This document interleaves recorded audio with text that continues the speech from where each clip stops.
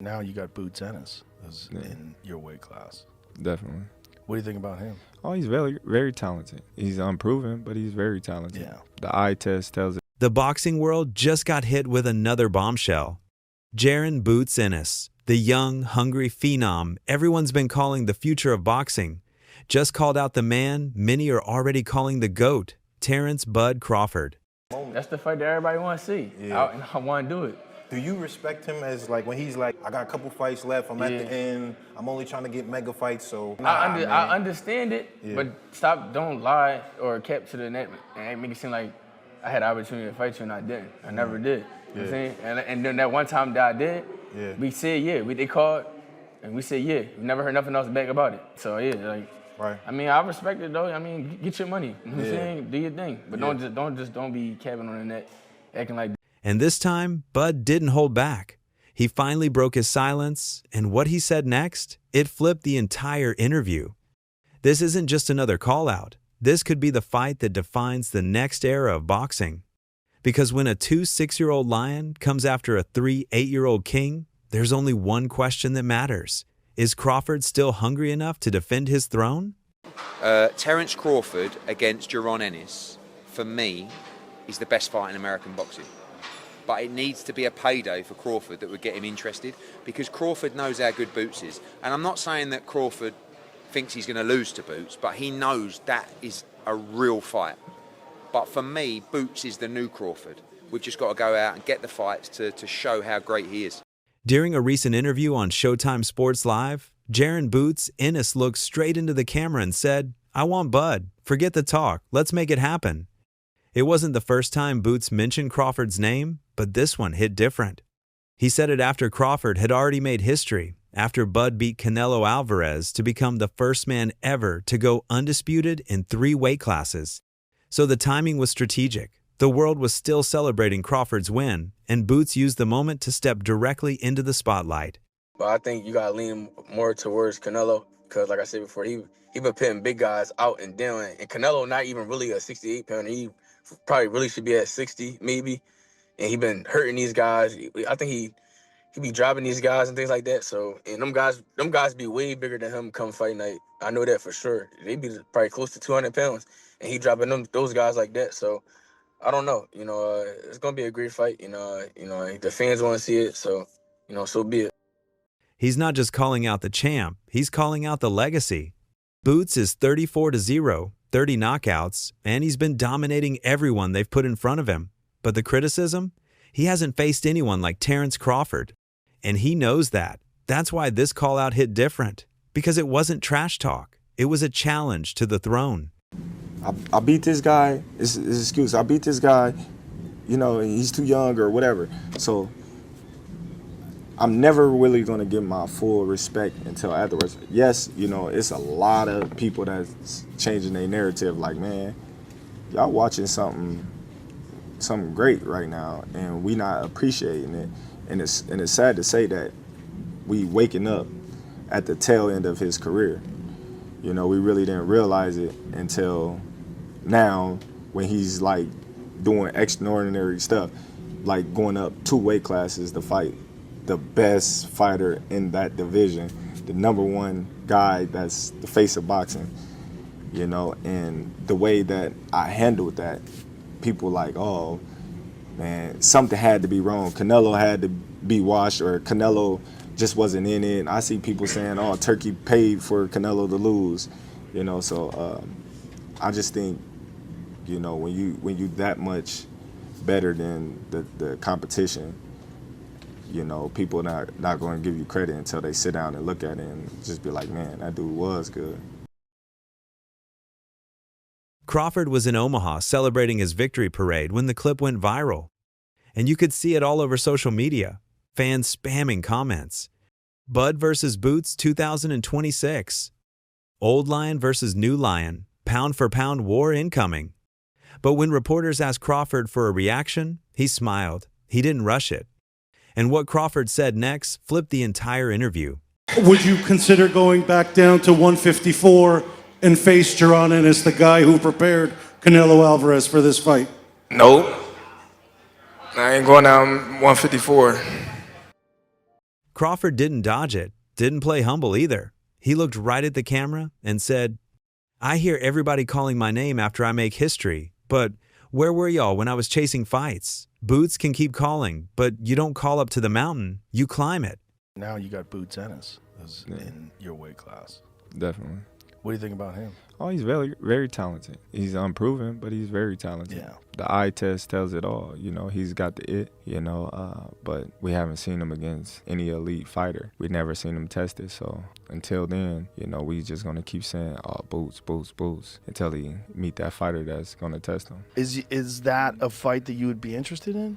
Nah, it just don't make sense right now in my career. Like I said, especially money-wise, don't nobody really know Boots, but Right. I'm looking for bigger and better challenges like Canelo. You're just looking for the big ones. Yeah, The big fish. yeah, Fish fry. that definitely, definitely. Them the guys I'm looking for. He didn't disrespect Boots. He just reminded the world there's a difference between earning your shot and asking for it. Boots has the youth, the power, the flash. But Bud, he's got experience. He's got the fight IQ that breaks careers. And if you ask Crawford's coach, Brian Bomac McIntyre, he's not losing sleep over it. He told Fight Hub TV that Terence still has fights left in him. He just needs to pick his next challenge. As his trainer, do you feel like he should just sail off into the sunset after this monumental Well, win? you know what? He made it look so easy. You know what I'm saying? Got 2-3 more in him. You know what I'm saying? Training camp will try harder. You know what I'm saying? Do you think a move to 160 would make sense? If you want to do it, it'd be a challenge. If you want to challenge yourself, yeah, I don't mind. Crawford's team knows his value now. After conquering 3 divisions and dethroning Canelo, Bud's at the top of the food chain. And that's why this moment matters, because now the hunters have become the hunted. I just feel that Jaron Ennis against Terence Crawford is the fight. And that can be at 54, it can be at 60. Obviously we've got Lima to take care of first, but that for me is one of the great, crossover fights, because Boots is the changing of the guard guy. And Crawford's the guy that's been there and done it all and just proved, that he's still very much in his prime. Let's be real, Crawford versus Boots wouldn't just be another fight. It would be the fight boxing needs right now. Stylistically, it's a dream matchup. Crawford is the definition of precision, a switch-hitting sniper who calculates every punch like a chess move. He fights with rhythm, patience, and the kind of IQ that breaks opponents down round by round. You don't see chaos in his ring, you see control. Boots, on the other hand, is a storm. Unpredictable footwork, relentless pressure, explosive combinations from both stances. He's the kind of fighter who makes the ring feel small, who forces the pace, who turns a chess match into a street fight. It's calculated, calm versus raw aggression. What do you like watching now? Terence Crawford, one of my favorites to watch now. I love Terence Crawford, and I like to watch NUA too. NUA can fight. And you know who else I like to watch though? I like to watch Boots. Oh, okay. Boots, I love watching Boots. Boots got He's game. a love fighter. People don't understand Boots got game. You know what I'm saying? Boots, every now and then he messes on defense a little bit, but Boots got game.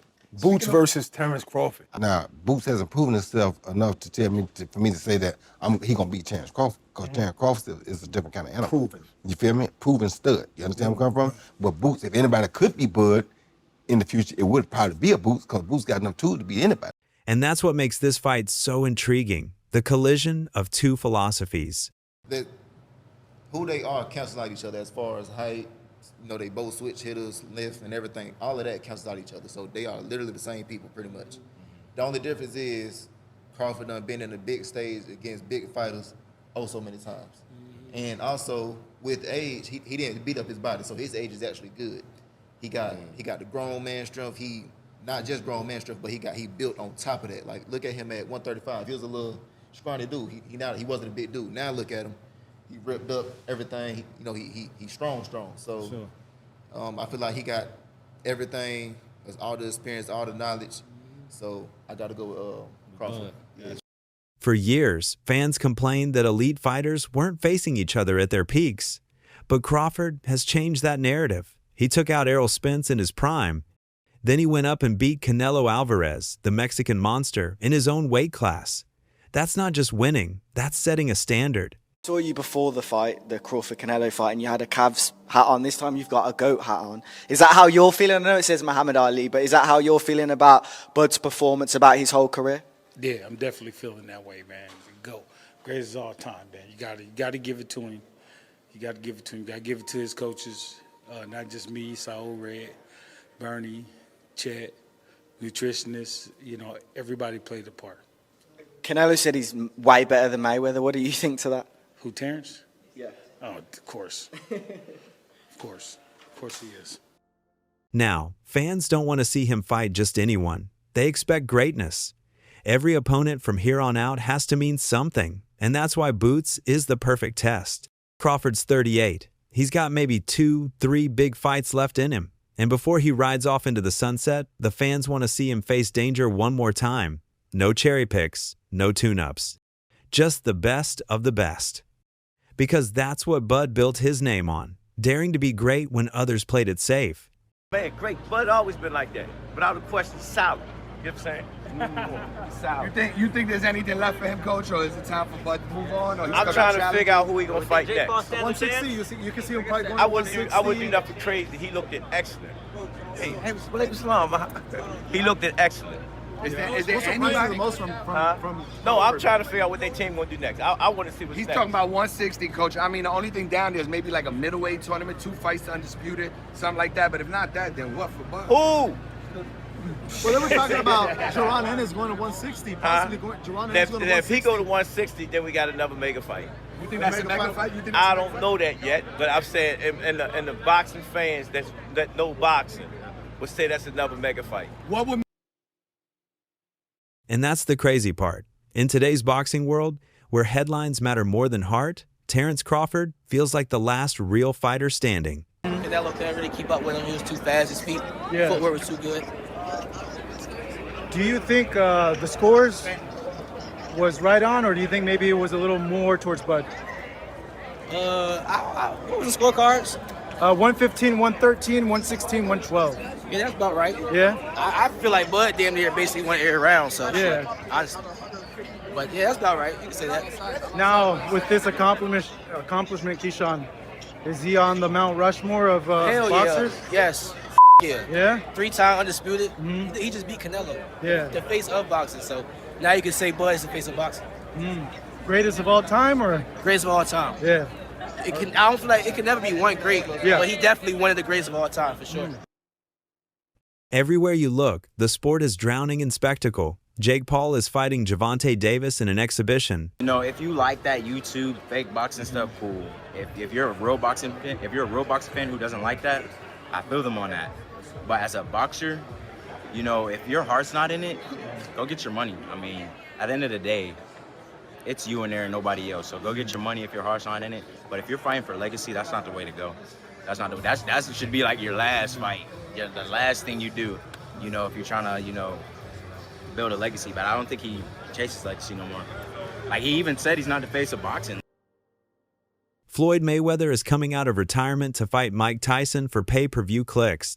These aren't fights anymore. They're entertainment events. Gloves and lights, but no stakes. Mike Tyson and Floyd Mayweather is happening. What the f is going on? This is where boxing is in 2025. And listen, I'm not going to complain because I understand the layout of things. We already had Jake Paul, Mike Tyson. We have Jake Paul, Gervonta Tank Davis. This feels like the Temu version of it. And that sounds crazy because we have two of the greatest of all time about to participate in this, but both of them are about 30 years past their sell-by date in an exhibition bout in which their weights will be 60 to 70 to 80 pounds different. If you got on board with Jake and Mike, it was because at least they were going to weigh the same. I don't even know what to think. Someone on Twitter said it perfectly. Either everybody in the world is going to want to watch this or 10,000 people will watch it. Probably both men want a shit ton of money and they're being promised a shit ton of money, but it's happening.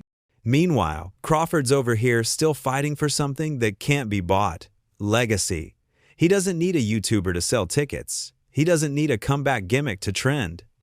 The man sells fights the old school way, by being the best. To be honest, when I set my sights on doing something and I know what I'm capable of, it's not like a surprise to me. It's a surprise to y'all because y'all didn't believe me. You know, but for me, I knew I could do it, and I believed that I could do it. I just needed the opportunity. Terence, when did you know that you were going to beat him? Over here on your left. When he signed the contract. He seemed to focus mostly on body punches, and you were hitting him in the head a lot. Was it your reach that gave you the advantage? It was everything. You know, he wasn't hitting the body or anything. He was hitting my elbow because I was blocking it. But, you know, I think I was the better man tonight. He's not chasing easy money. He's chasing immortality. That's what makes him so rare right now. He's a reminder of what boxing used to be. Skill over social media, belts over brand deals. Who do you think's better out of those two? Crawford or Mayweather? I think Crawford is better, bigger. He's actually he moved in weight class, and I would say Crawford is a better fight all around fighter. Mayweather's really good too, though. You can knock him as well. You know, he's very talented. It would have been a tough fight, but I think Crawford would have the edge over Mayweather because of the long arms and because he's bigger. You know what I'm saying? And he would have kept him at bay. And it would have been hard for Mayweather to counter, maybe. But Mayweather's definitely a technician. I mean, like Crawford said, you know, Mayweather has his era, and Crawford, this is his era. And that's why so many old school pros, from Shane Mosley to Roy Jones Jr., rally behind him. Because Bud isn't just winning fights, he's restoring credibility to a sport that's been losing it fast. While others are busy turning boxing into a circus, Crawford's reminding everyone why this sport was once called the sweet science. And that's exactly why every move he makes, every opponent he picks, matters more than ever. A fight that makes a whole lot of sense, and a fight that stylistically would be, oh my goodness, is a fight between Terence Crawford and Jaron Boots Ennis. I don't think I think that's going backwards for Terence. To that point, Jaron doesn't have the kind of accolades. He doesn't sell to the mass and all these. So this fight was perfect timing for both these guys. Now, both camps are circling each other. No contracts yet, but all the noise points to mid-2026. I'm trying to tell you, 154, man, it's mine. 154 is mine, and they're gonna see, you know, and they're gonna see, and just stay tuned. And like I said, when I handle business October 11th, we're gonna see. Weight class? That's the big question. Crawford's been comfortable at 168, while Boots reigns at 147. That's a massive gap. Most analysts think they'll meet somewhere around 160, middleweight territory, a new chapter for both.